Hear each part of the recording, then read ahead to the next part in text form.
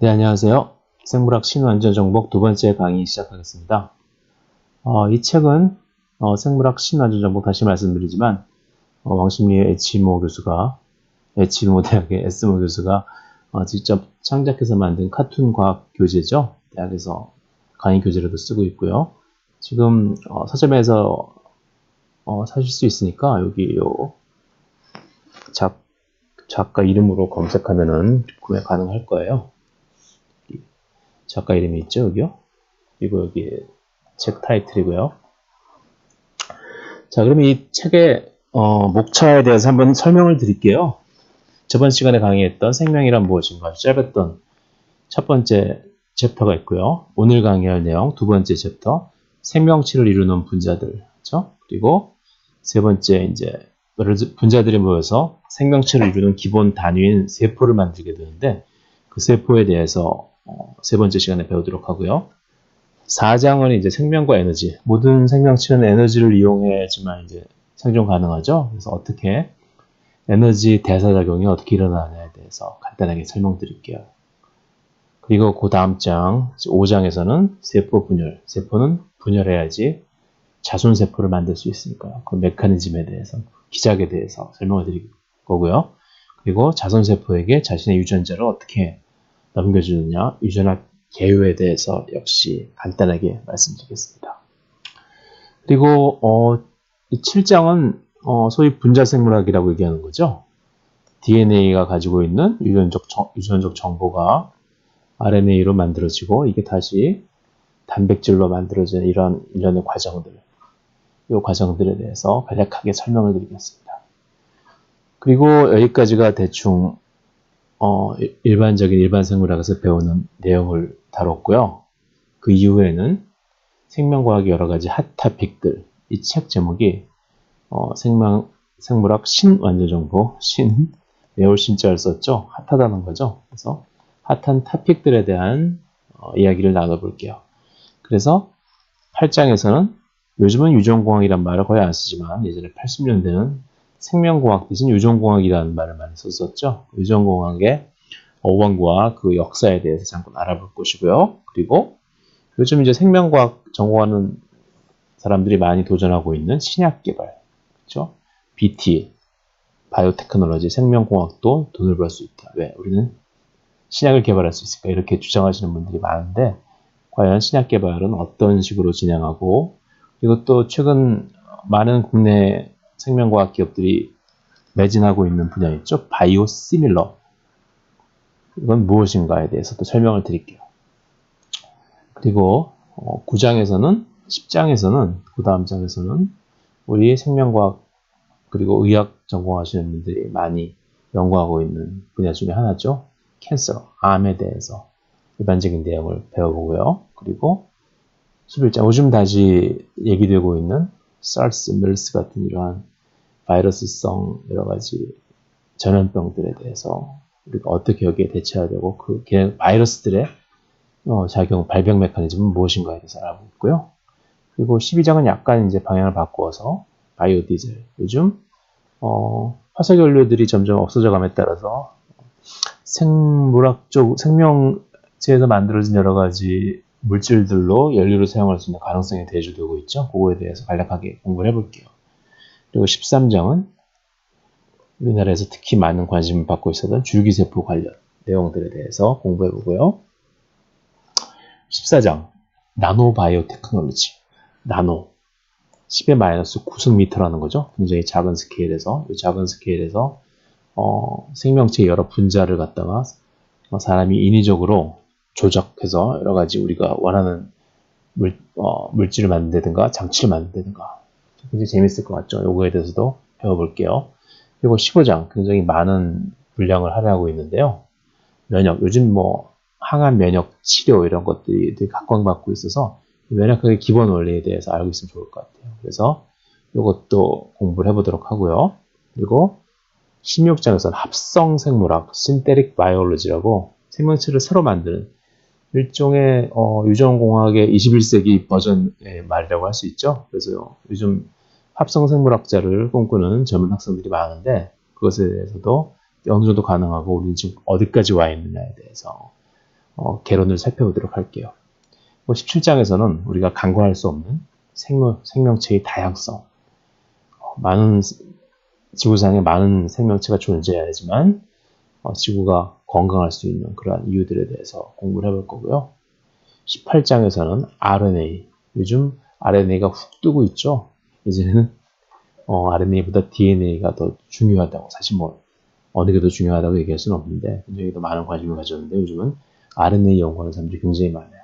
도대체 RNA가 뭐길래 이렇게 많은 사람들이 연구하느냐에 대해서 RNA를 재조명하는 시간을 갖도록 하고요. 그리고 마지막으로는 후성유전학이 맞죠? 후생유전학이라고 쓰시는 분들이 있는데 이건 간단하게 말하면 DNA에 있는 염기서열 말고 그 외의 것들이 또한 유전 정보로 작용한다. 그러한 얘기죠. 그래서 이것도 잠깐 이 챕터 19 마지막 장에서 간단하게 다뤄보고자 해요.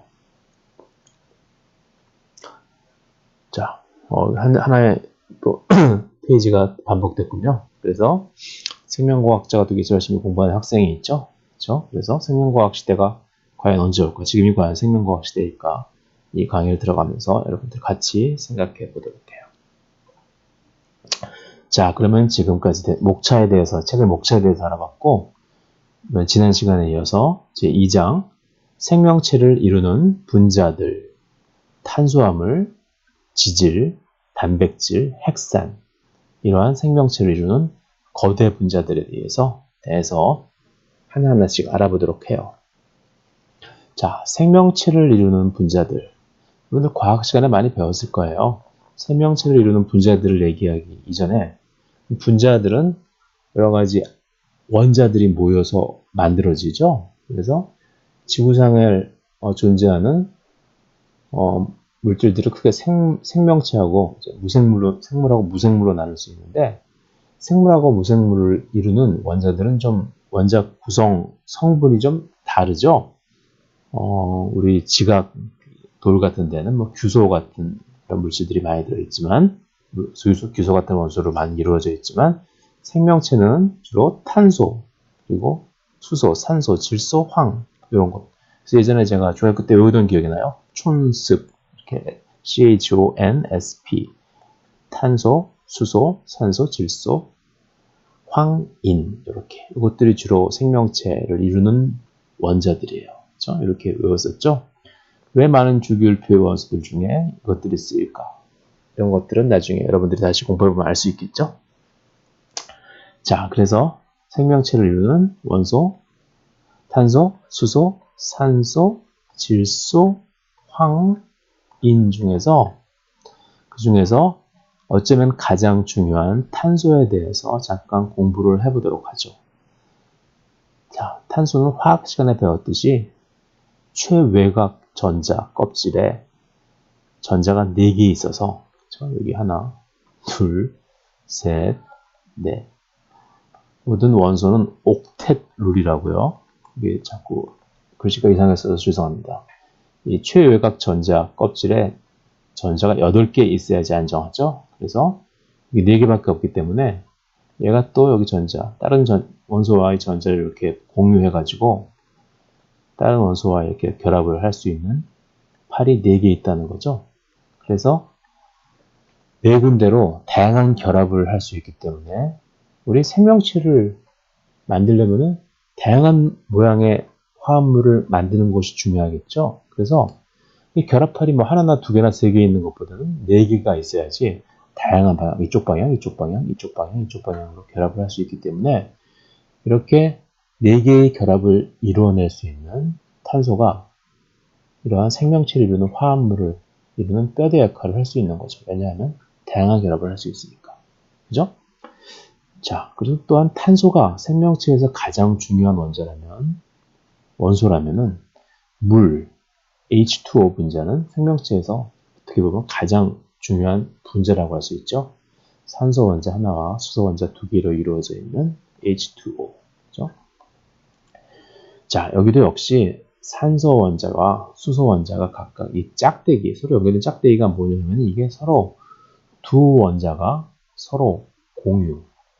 그렇죠? 탤런트 이름이 아니고 공유. 서로 나눠 가지고 있는 전자를 의미하는 거예요.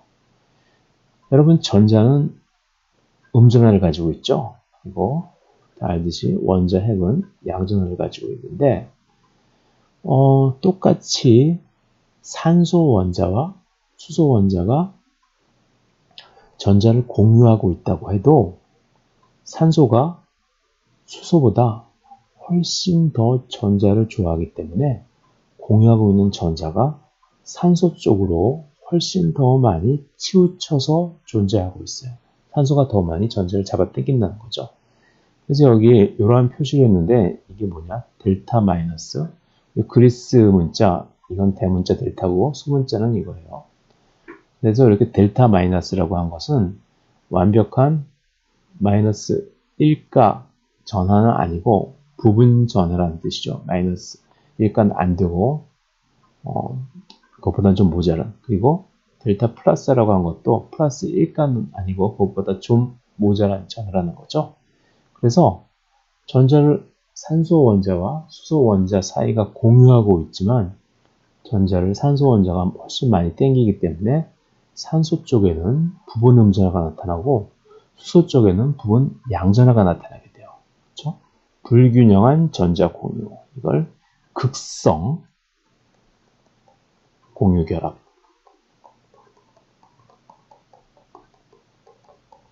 영어로는 폴라, 극성이 있다는 거죠. 폴라 코발런트 공유 번드 이렇게 얘기하죠. 자, 그래서 물 분자는 부분 음전하와 부분 양전하 때문에 서로 이렇게 점선으로 표시한 거 있죠. 서로 수소 결합을 해요. 수소 결합. 그래서 물 분자들끼리 굉장히 서로 뭉치려고 하는 응집성이 있죠. 그래서 물 분자의 표면 장력 같은 것들이 다 그런 것 때문에 일어나는 거죠. 서로 수소 결합을 하기 때문에 물은 다른 용매, 예를 들어서 유기용매, 뭐 핵세인이나 뭐 기름 이런 거에 비해서 비열이 높다는 게 무슨 뜻이냐? 비열.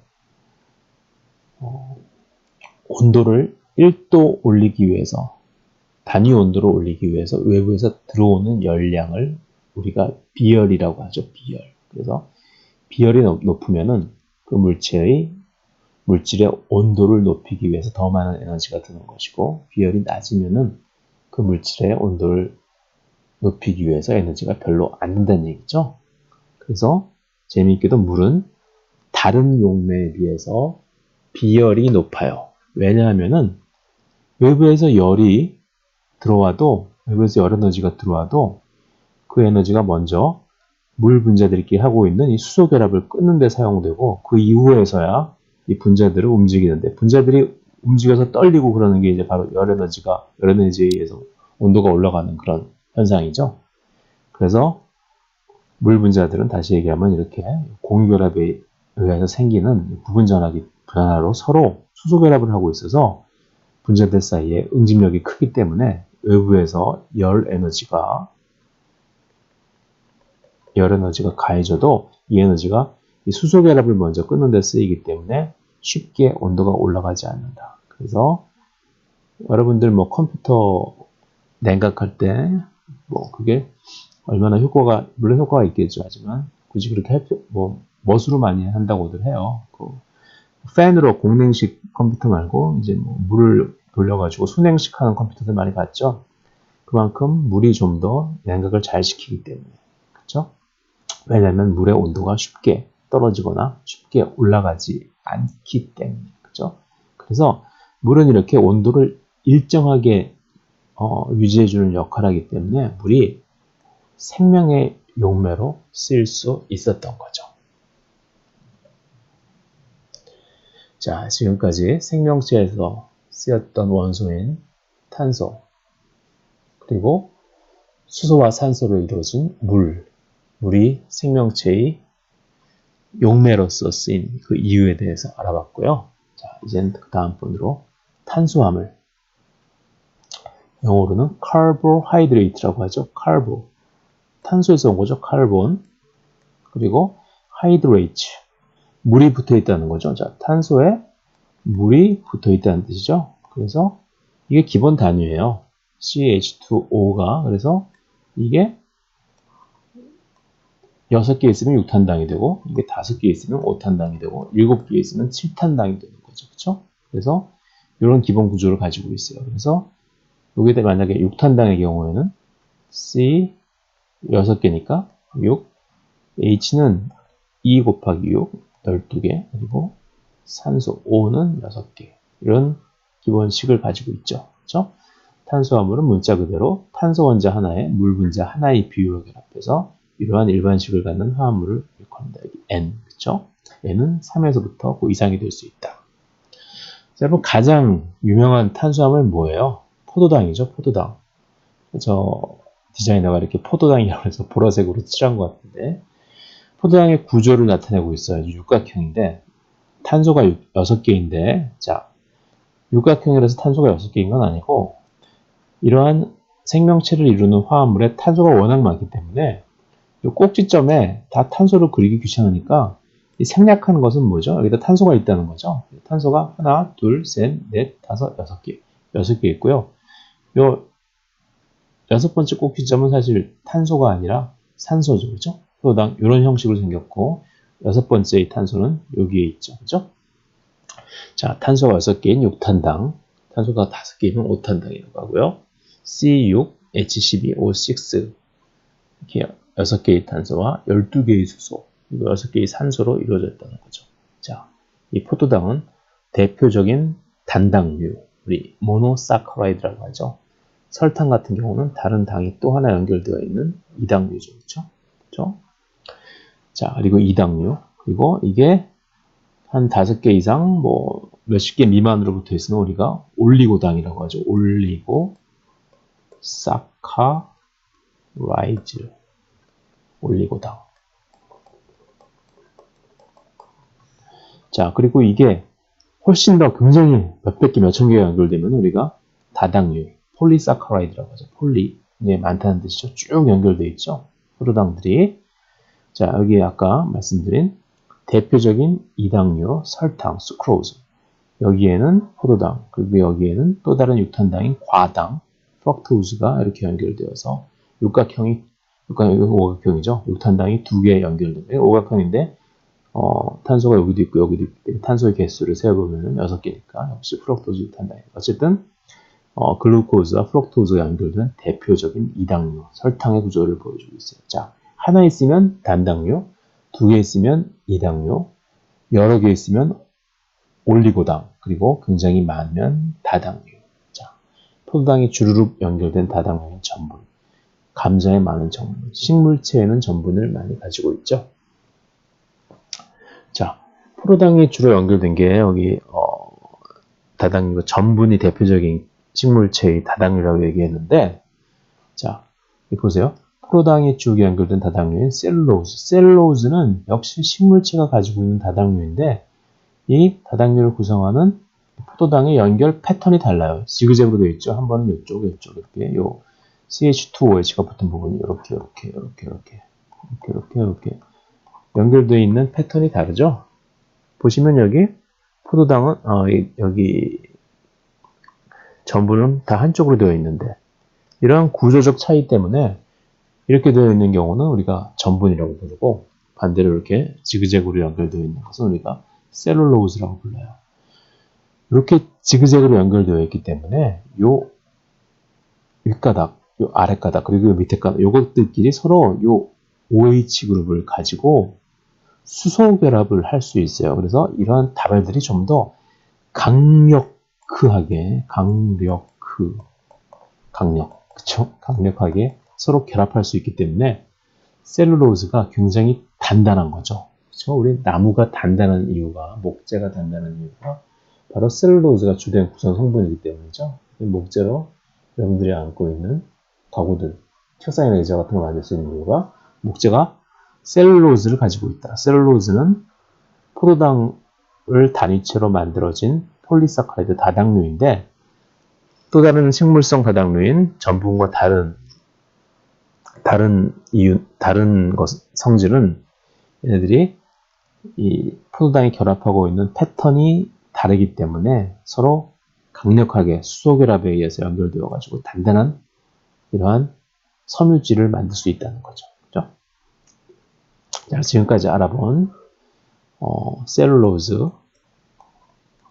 그리고 전분, 스타치는 식물체에 있는 다당류 폴리사카라이드이고 동물 세포에는 전분의 형태로 저장하지 않고 동물의 경우는 글리코겐, 글라이코젠이라고 불러서 간이나 근육에 저장해요.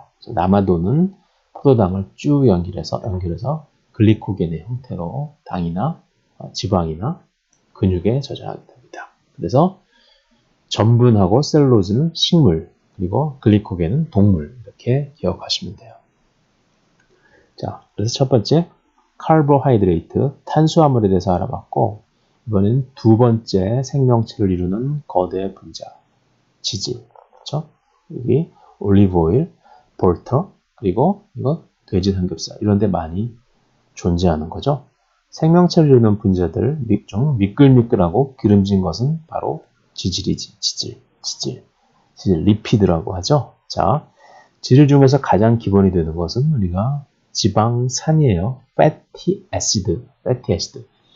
왜냐하면은 이 지방산은 주로 CH로 쭉 연결되어 있는데 끝쪽에 여러분 COOH 그룹이 들어있죠. 이게 뭐죠? 카르복실산 그룹이죠. 카르복실산 그룹. 얘가 헬이 돼서 CO-가 될 수 있기 때문에 수소연을 내어놓을 수 있기 때문에 산이죠. 그래서 우리가 지방산이라고 불러요. fatty acid.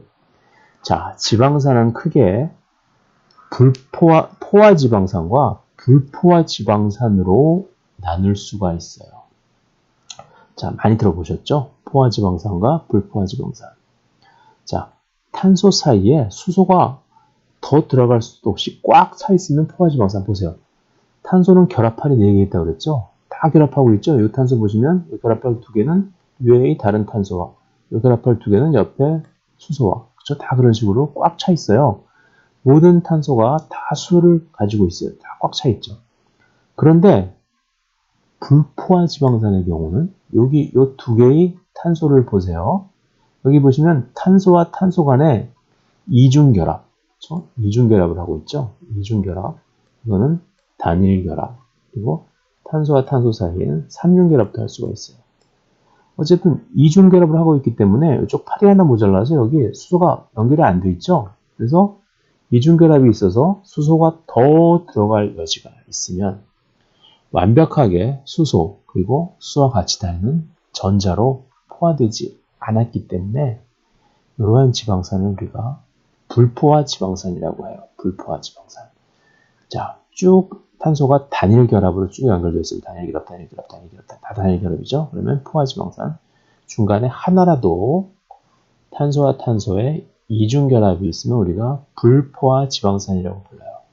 이거 불포화 지방산의 경우 대개 이중 결합이 있는 부위가 이렇게 꺾이기 때문에 잘못 그렸어요. 자꾸 제가 태블릿을 싼 걸 썼더니 이게 좀 노이즈가 많이 생기는데 죄송하지만 이해해 주세요. 자, 요 이중결합이 있는 경우 부분에서 딱 꺾이기 때문에 포화지방산의 경우 이렇게 쭉 뻗은 스트레이트한 형태로 존재하고 불포화지방산의 경우는 이렇게 요 이중결합이 있는 데서 이렇게 휘어진 형태로 꺾여진 형태로 존재해요. 자, 이중결합이 여기 있을 뿐만 아니라 여기도 있을 수 있고 여기도 있을 수 있겠죠. 그래서 한 번 꺾어질 수도 있고 이중결합이 2개 있으면 2번 꺾어질 수도 있고 이중결합이 3개 있으면 3번 꺾어질 수도 있어요. 자, 이게 지방을 이루는 기본 단위인 지방산이고요. 자, 지방산과 결합하는 우리 글리세롤이라는 게 있어요. 글리세롤 아주 탄소 3개로 이루어진 알코올이에요. OH 그룹이 있으니까 알코올 있으면 우리가 올이라는 이름을 갖죠. 그래서 글리세롤 OH 그룹이 있으니까 자, 탄소 3개 CH2, CH2 그리고 OH 3개 알코올 그룹을 3개 가지고 있는 글리세롤이에요. 자, 얘가 왜 중요하냐면은 이 글리세롤이 이 지방산 3개와 결합해요. 어디를 이용해서 결합할까? 바로 이 알코올기 3개 있으니까 이 부분을 이용해서 지방산과 결합하게 돼요. 자, 우리 포도당이 쭉 남아돌면은 혈액 속에 포도당이 남게 되면은 조금 전에 탄수화물에서 배웠듯이 쭉 연결해서 동물의 경우는 글라이코젠, 글리코겐, 그리고 식물의 경우는 전분, 스타치나 셀룰로즈 형태로 저장하게 되죠. 그것과 마찬가지로 지방산이 세포 안에 많이 남아들게 되면은 중성지방. 아까 지방산은 COOOH를 가지고 있으니까 얘가 헬이 될 수 있어서 산으로 될 수 있는 거죠. 그렇죠? 이게 H 플러스로 산이기 때문에 산보다는 중성으로 저장하는 게 더 유리하기 때문에 팻의 형태로 중성지방의 형태로 여러분들 혈액 검사하면 중성지방 레벨이 높다 낮다 하는 게 바로 이 중성지방이에요. 팻의 형태로 저장한다. 중성지방을 우리가 팻이라고 해요. 근데 지방산을 막 돌아다니면 쟤네들이 막 돌아다니면 정신없으니까 3개씩 글리세롤에 묶어서 아까 글리세롤 여기 있죠? 글리세롤에 묶어서 보관하게 돼요. 여러분들이 집에 책이 굉장히 많은데 뭐 버리기는 아깝고 그러면 이렇게 묶어서 뭐 창고나 다락 같은 데 쌓아놓죠? 그렇죠? 안 읽는 책은 묶어서 창고에 저장하는 것과 마찬가지로 지방산이 너무 많으면은 얘네들을 3개씩 묶어서 어디에 묶어서? 글리세롤에 묶어서 보관하게 돼요. 자, 여기 OH 그룹에 결합한다고 했죠? OH 그룹과 글리세롤이 가지고 있는 3개의 OH 그룹과 지방산이 가지고 있는 요 카르복실산 그룹 얘네들끼리 서로 반응을 해요. 저기 초록색으로 이렇게 칠해놓은 부분 있죠? 여기 OH, 여기 H, 여기 OH, 여기 H, OH, H. OH하고 H가 합치면 뭐가 돼요? H2O가 되면서 물 분자가 빠져나가는 거죠. 많은 생화학 반응에서 두 개의 분자가 서로 결합해서 하나의 분자가 될 때, 이 경우는 4개의 분자가 결합해서 하나의 분자가 되는 거죠. 일단 결합할 때 물 분자가 빠져나가는 경우가 많아요. 이러한 반응을 우리가 축합 반응, condensation reaction이라고 해요.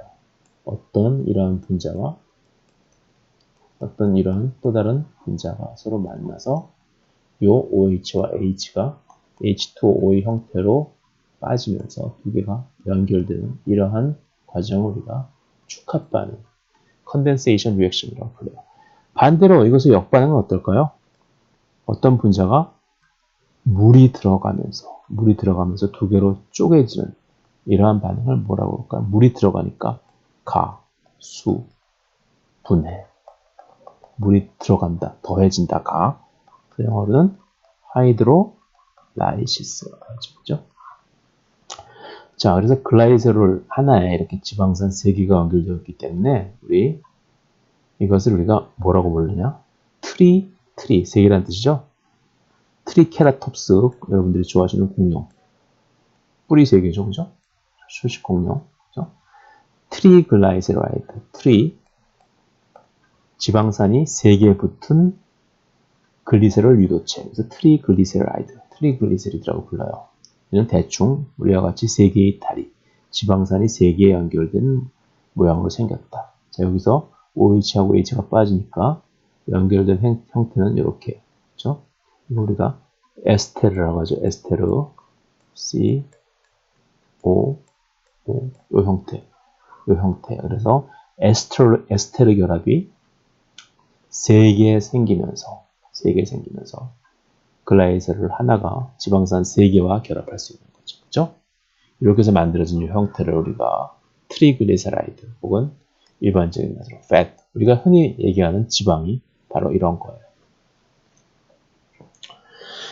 자, 여러분 강의가 끝나고 교수님하고 학생분께서 이제 삼겹살 집에 왔어요. 그렇죠? 그래서 요즘 냉동 삼겹살이 다시 유행인데 생삼겹살하고 냉동 삼겹살은 참 많이 다르죠. 생삼겹살이 일종의 이제 비프 스테이크라고 하면은 냉동 삼겹살은 예전에 먹던 소금구이, 로스구이 약간 그거하고 비교할 수 있을까요? 점심시간이니까 제가 약간 배가 고파지네요.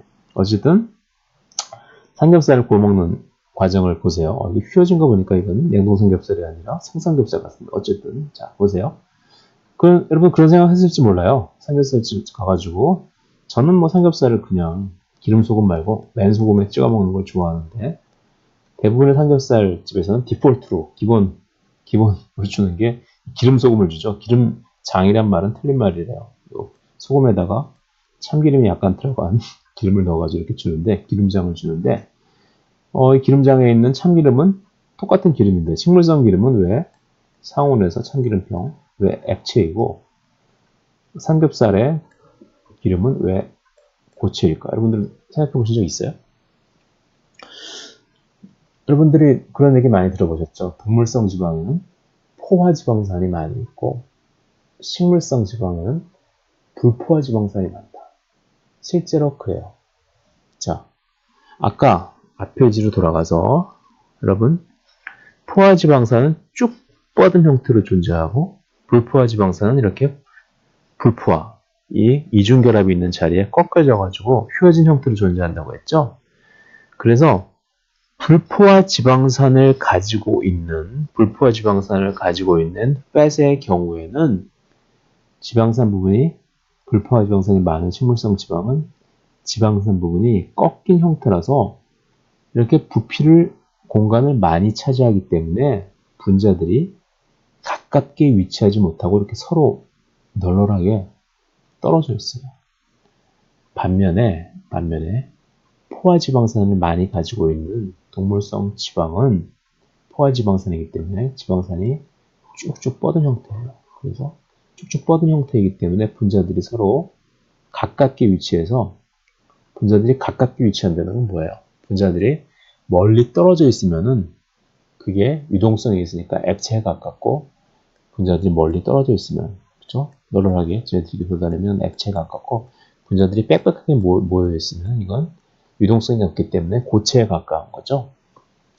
그래서 포화지방산이 많은 동물성 지방산이 쭉 뻗은 형태이기 때문에 분자들이 서로 가깝게 위치해서 분자들의 인력이 커서 상온에서 고체로 존재하고 이 지방산이 꺾인 부분을 가지고 있는 불포화지방산은 서로 가깝게 위치하지 못해서 지방 분자들이 그래서 액체로 존재하는 거예요. 그래서 참기름은 액체로 존재하고 식물성 지방이니까 상온에서 그리고 동물성 지방인 삼겹살의 기름 혹은 꼭등심의 기름은 상온에서 고체로 존재하는 이유가 바로 그런 거예요. 자, 여기 여러분 말조린 우리나라 말로 마가린 아시죠? 우유를 예전에 서양 사람들이 버터로 우유에 있는 지방을 뽑아서 버터로 빵에 많이 발라 먹었는데 버터가 워낙 비싸니까 식물성 지방을 이용해서 어떻게 빵에 발라 먹을 수 있지 않을까 그래서 개발한 게 마가린이죠. 마가린.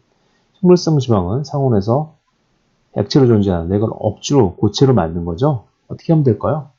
불포화 지방산에 여기다가 수소를 꾸겨 넣어서 이 불포화 지방산이 가지고 있던 이 탄소와 탄소 이중결합을 단일 결합을 만들면 이게 휘어졌던 게 쭉 펴지면서 포화 지방산이 되겠죠. 같은 방법으로 식물성 지방의 지방산에다가 수소를 집어넣어가지고 포화지방을 만든 거예요. 그러면 얘네들끼리 분자들 사이에 인력이 커지기 때문에 그죠? 상온에서 고체인 고체 지방, 즉 마가린으로 존재할 수 있게 되는 거죠. 그죠? 자, 지금까지 지질 중에서 지방산 3개가 글리세롤과 결합해서 만들어진 중성지방, 트리글리세라이드, 즉 fat, 지방에 대해서 알아봤고요. 이번엔 약간 좀 복잡한 얘기인데요. 인지질에 대해서 알아볼게요. 인지질. 여러분 많이 들어보셨죠?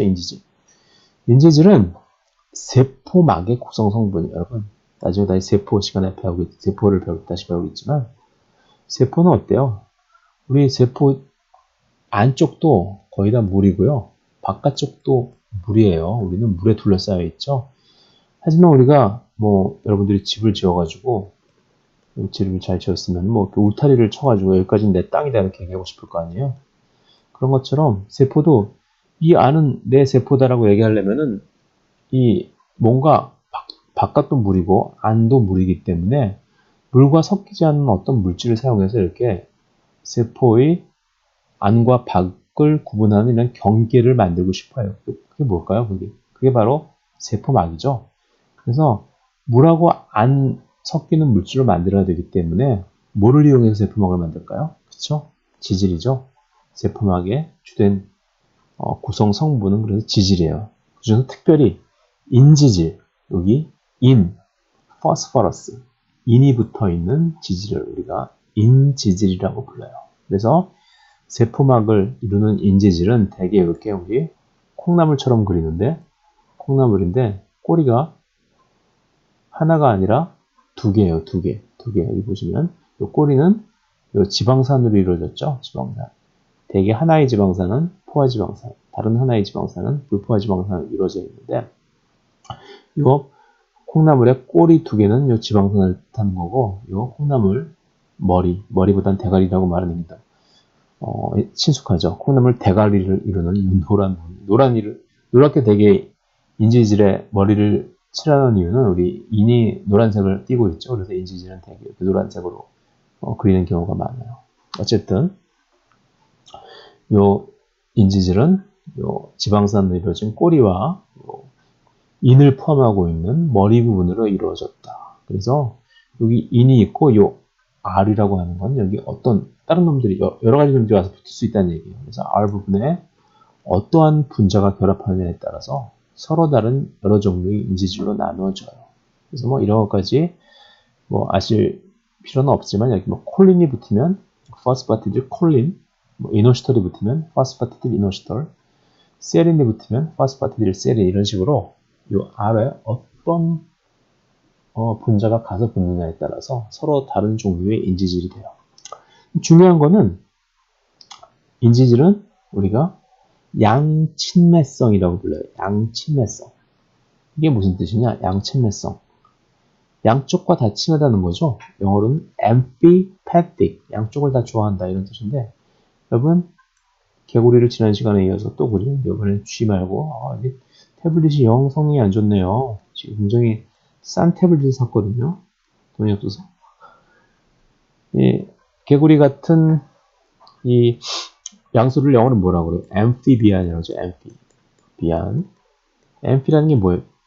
양쪽이라는 뜻이죠. 개구리가 물 속에서도 살 수 있고 땅 속에서도 살 수 있기 때문에, 그쵸? 양쪽과 다 친하다. 그래서 우리가 양쪽과 다 친한, 이 경우에는 땅과 물이 아니고 기름과 물과 다 친한 한 분자가 기름하고 친한 부분, 기름하고 친하면 물이랑 안 친하죠. 소수성은 물을 싫어한다는 뜻이죠.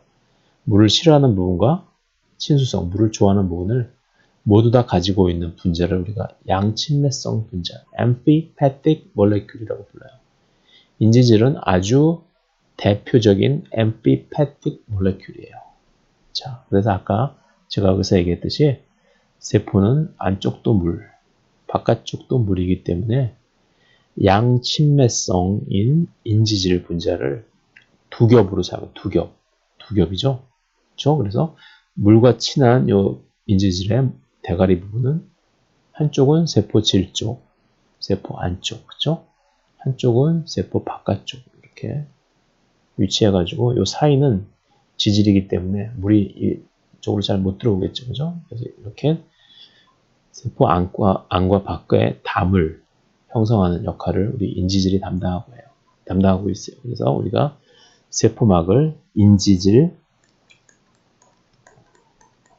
이중막이라고 부르는 이유가 영어로는 뭐라 그래요? 포스포리피드 바이란 두 개란 뜻이죠. 바이 레이어. 인지질 이중막이라고 부르는 이유가 바로 이렇게 인지질 두 겹으로 이루어졌기 때문이에요.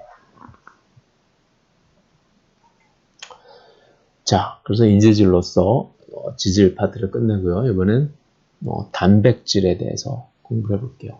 자, 탄수화물 배웠었죠?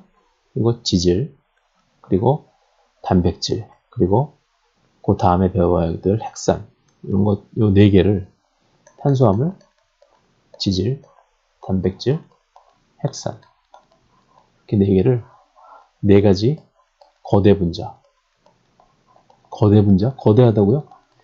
우리가 보기에는 조그만 분자지만 분자들끼리 보기에는 굉장히 많은 분자들이 모여서 생긴 거대 분자, 큰 분자이기 때문에 우리가 이러한 것들을 생명체를 이루는 네 가지 거대 분자, 영어로는 마크로 몰레큘이라고 불러요.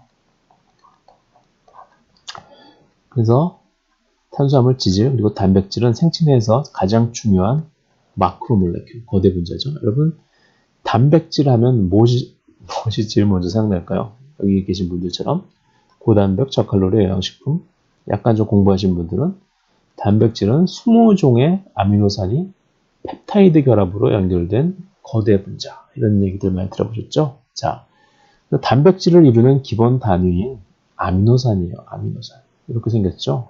자, 아미노산 가운데 탄소가 있고, 아까 얘기했듯이 탄소는 4개의 결합파를 가지고 있기 때문에 4군데 결합을 할 수 있죠. 근데 그 중에서 하나는 반드시 아미노산 4군데 결합할 수 있는데 탄소가 중간에 있는 탄소가 그 중에 하나는 반드시 수소예요. 그 중에 또 하나는 반드시 아미노 그룹 NH3 플러스 그룹. 그리고 또 하나는 반드시 카르복실산 그룹 COO 마이너스 혹은 COOH라고 쓰기도 하죠. H가 떨어져 나가면 마이너스가 되는 거니까. 여기는 R이라고 했는데 여기 R은 R에 붙을 수 있는 그룹들이 굉장히 많아요. 20가지 정도 되죠. 그래서 여기 어떤 그룹이 어떤 분자 단위 가서 붙느냐에 따라서 서로 다른 아미노산이 되는 거죠. 그렇죠? 자, 그래서 여기 이 R그룹이 몇 가지로 나눌 수가 있는데 비극성 R그룹, 극성 하지만 전하가 없는 그룹, 극성이고 음전하를 띠는 마이너스 전하를 띠는 그룹, 극성이고 양전하를 띠는 그룹, 이렇게 4가지 정도로 나눌 수가 있어요. 자, 몇 가지만 외워두시면 돼요. 자, 다 외우실 필요는 없고요. 우리 상식으로 가장 작은 아미노산은 뭘까? 이 세 부분은 똑같으니까 나머지 한 부분에 붙는 게 가장 작으면 되겠죠. 뭐가 제일 작아요? 제일 작은 원자. 수소죠, 수소. 수소가 제일 붙어 있으면, R 대신 수소가 붙어 있으면 우리가 글라이신. 그렇죠? 얘는 수소만 붙어 있으면 극성이 없기 때문에 대개 탄소, 수소 이런 것들만 이루어진 분자단들은 극성이 없어요. 뭐가 들어가면 극성이 있죠? 극성, 극성, 부모 이런 것들을 생각하면 떠오르는데 그게 아니고 극성, 폴라하다는 거죠. 전하를 띌 수 있다는 거죠. 산소 혹은 황, 인 이런 게 들어있으면 우리가 극성을 띌 수 있다고 해요. 그래서 탄소와 수소로만 이루어진 R그룹들을 가지고 있는 아미노산은 비극성 아미노산. 그리고 탄소, 수소 말고 나머지를 가지고 있으면 되게 극성이라고 생각하면 돼요. 자, 세린의 경우 이 R이 CH2OH인데 여기 산소가 있죠. 그래서 극성. 하지만 전하, 마이너스 차지, 마이너스 1 전하가 있거나 그렇진 않아요. 그렇죠? 여기 경우에는 산소도 있고 여기 질소도 있으니까 역시 극성이겠죠. 아스파라진 같은 경우는. 극성이지만 전하가 없다. 요거 5개는 외워주는 게 좋은 것 같아요. 빨간색이랑 파란색으로 표시한 거. 이 파란색을 먼저 볼게요. 극성이고 음전하를 띠는 R그룹. 자, R그룹에 음전하를 띠고 있는 아미노산 2개 있어요. 자, 아스파르트산, 아스파르틱 애시드. 여기 카르복실산 그룹 있죠? 그리고 여기 글루탐산. 비슷하게 생겼죠? 이거 딱 2개예요. 카르복실 그룹을 가지고 있는 R그룹을 가지고 있는 아미노산 2개. 반면에 극성이고 양전하를 띈 R그룹을 가지고 있는 아미노산이 있어요. 3개예요. 자, 역시 아미노 그룹을 가지고 있죠. 라이신, 아르지닌, 그리고 히스티딘. 여기도 질소에 양전하를 띄고 있으니까 딱 3개. 자, 이거 외워두시는 게 좋아요. 상식적으로. 아스파르트산, 글루탐산 2개는 음전하를 띄고 있는 R그룹을 가지고 있는 아미노산이고 양전하를 띄는 R그룹을 가지고 있는 아미노산은 라이신, 아르지닌, 그리고 히스티딘 이렇게 3개다. 그렇죠?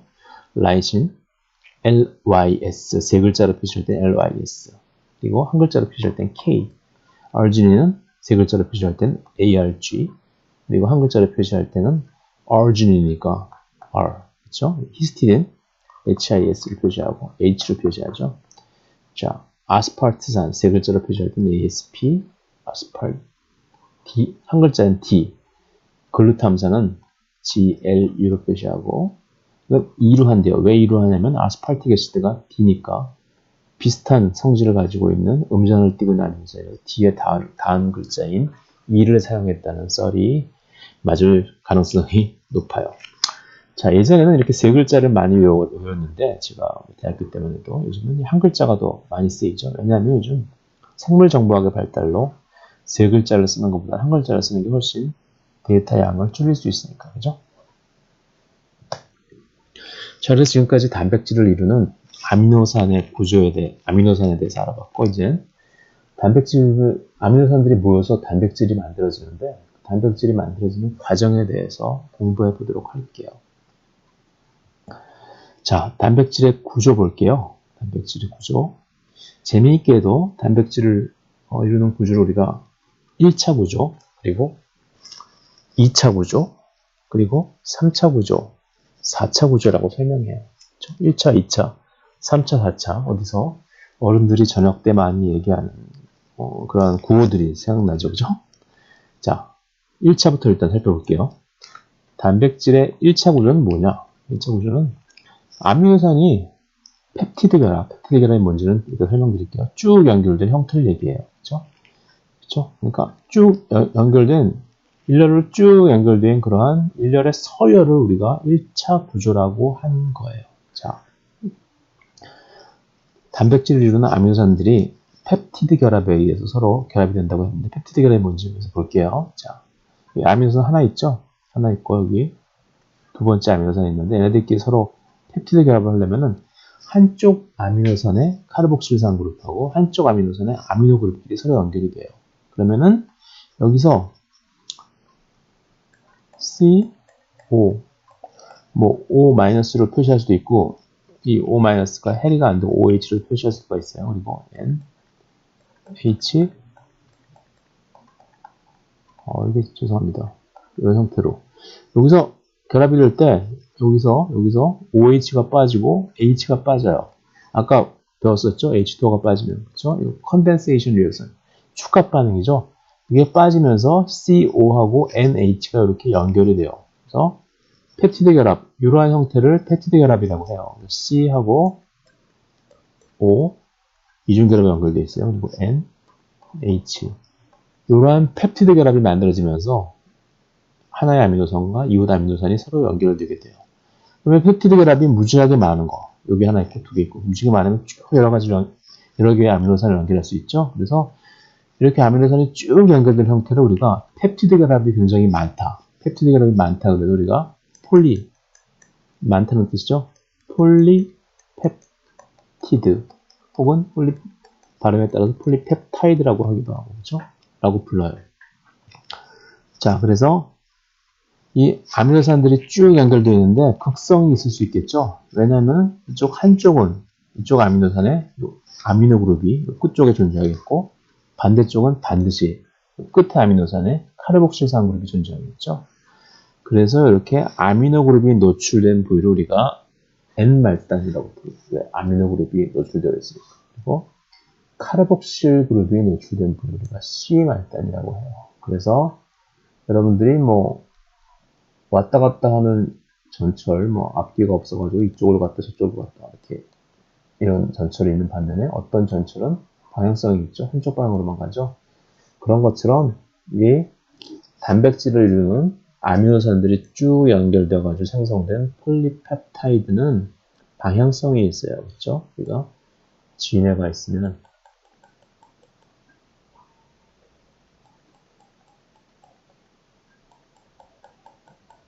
이쪽이 머리고 이쪽이 꼬리이듯이 그렇죠? 방향성이 있는 거죠. 한쪽이 N터미널이고 한쪽이 C터미널인 거죠. 그래서 폴리펩타이드, 단백질을 이루는 폴리펩타이드의 중요한 성질 중에 하나는 방향성이 있다는 거예요. 한쪽을 N-말단 혹은 아미노 말단이라고 하고 한쪽을 C-말단 혹은 카르복실 말단이라고 불러요. 자, 그래서 단백질 1차 구조란 뭐냐? 이렇게 간단하게 아미노산의 서열이라고 생각하면 된다. 자, 일단 여기까지 마치고 2부에서 다시 계속하도록 할게요.